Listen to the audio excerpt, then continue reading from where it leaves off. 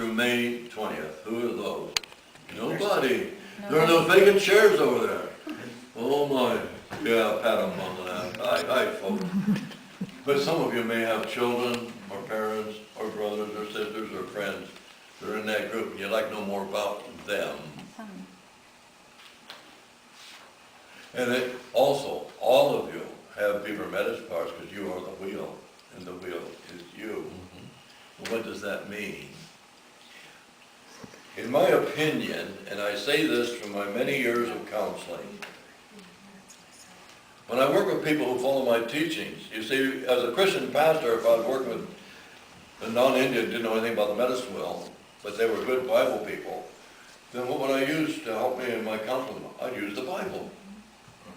They're Christians, they're Bible readers, they're Bible students, and so, well, no, I'd say to them, in this problem that you got, have you considered this scripture or this scripture? But when I'm working with a medicine wheel person, or a person who's been following my teachings, you're facing a problem. Now let's take a look at these medicine powers. You are the wheel and the wheel is you.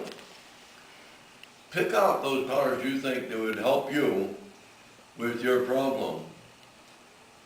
And no matter what they pick out as a team with 3, 4, 5, or 6 of these powers, almost always, more than any of the other powers, Beaver is chosen. So even though we don't have a Beaver person, be concerned with your own Beaver medicine powers. What does that mean? Beaver people make great engineers,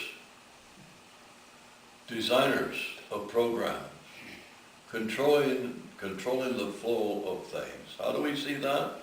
Well, here's a hillside, and here's a stream flowing down the hillside. And it may be flowing too fast for fish to want to be there. They'd like to have a more calm pool. And the deer and other animals don't want to come there and drink because they'd like to have a more calm pool. And the only green grass is just right along the edge, and the other area is a dry, grassy area. Beaver comes and builds a dam. Next thing you know, there are fish in there. They love that pool. The deer and the other animals love to come and drink. And what was dry now becomes a beautiful green meadow all around. Beaver has been known to build as many as 7 dams on one stream. And Beaver can build channels from one dam to the next.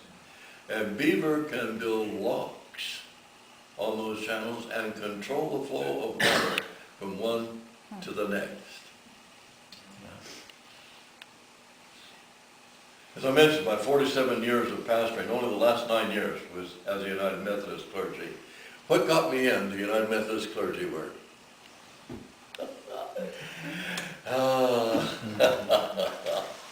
Well, it happened that I decided a little earlier that I was going to retire. And I went to Camino Island, I built myself a solar home and started looking for a church to attend. I attended a little community church on Camino Island, but it was good, but it wasn't what I was looking for. I attended 2 or 3 other churches, and then one Sunday I decided, well, I'd never really attended United Methodist Church before, but I'll attend the Stanwood United Methodist Church. And Sherm Snow was the pastor then. Man, he tripped all kinds of levers inside of me. I mean, I just fell in love with the congregation. Next thing I knew, I was a member of that church, and I was teaching an adult Bible class, and he would just take advantage to go on vacations or conference calls or whatever quite often, and I'd fill the pulpit. Next thing I knew, he was making arrangements for me on the other Sundays with other United Methodist pastors up in that country to fill their pulpits. And then the next thing I knew, I got a phone call from the bishop. At that time it was Bishop Talbert. He said, and I was not an ordained United Methodist clergy person, but he said, we're getting calls from a number of our clergy, how much the congregations enjoy having you, and I want to know if you can do me a favor. And I said, what's that? Well, we got a little church down here in Tracyton. They're only running 8 to 12 people in attendance on Sunday morning, and they're talking about closing the church. It's been there for over 100 years. And it's in a real upgrowing thriving community. I don't understand why we don't have an upgoing, thriving church there. But it only can afford quarter-time salary. And my pastors, they are feeding families. They can't live on a quarter-time salary. But if you're retired, then maybe you could accept the quarter-time salary. And would you do me a favor? Would you go to that church for 6 months? Mm-hmm. And at the end of 6 months, if you tell me that I should close it, I'll close it.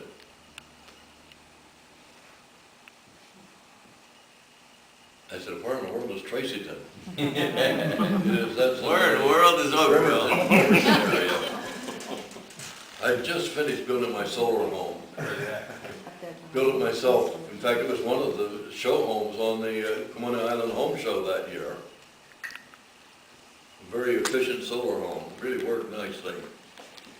Well, anyway, I rented the house out and moved to Bremerton.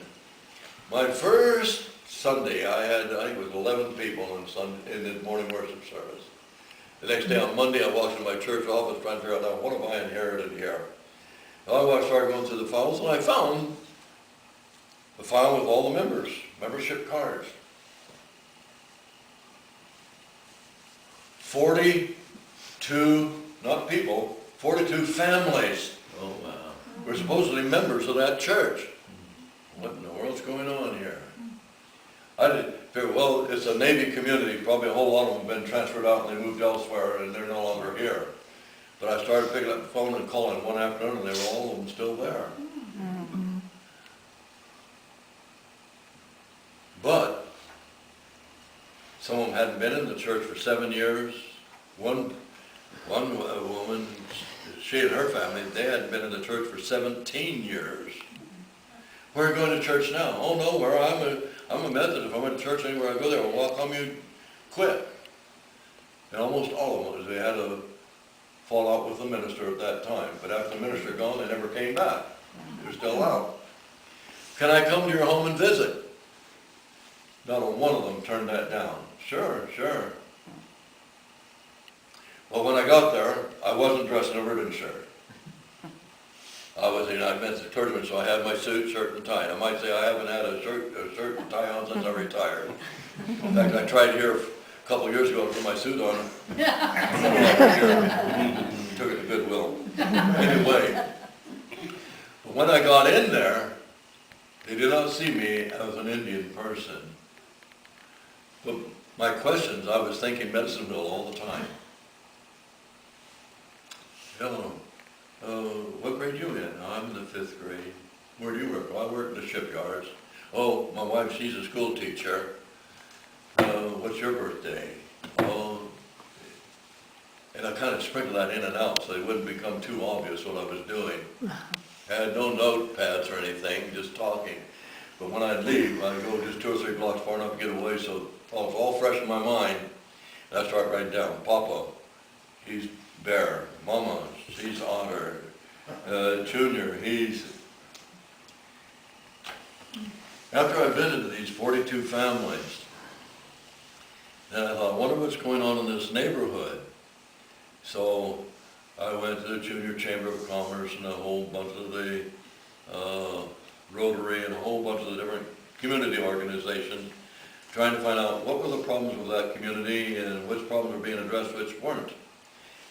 I had an idea, oh, here's a problem that nobody's addressing. Why can't we as a church be more than 3 songs in a sermon? Why can't we as a church become involved in the community? So what did I do? I picked up the phone and called Beaver Woman.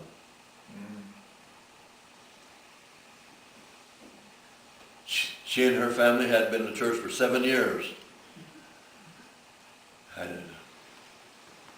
I called her and said, oh, hi, Pastor. Man, right off the bat, she's calling me Pastor. Can I see you tomorrow morning in my office? Sure, Pastor, I'll be there. So I told her my idea of a program. I'd like to present this to the church board and see if we can get it approved. But I'm so busy. I really wasn't that busy, but I was busy.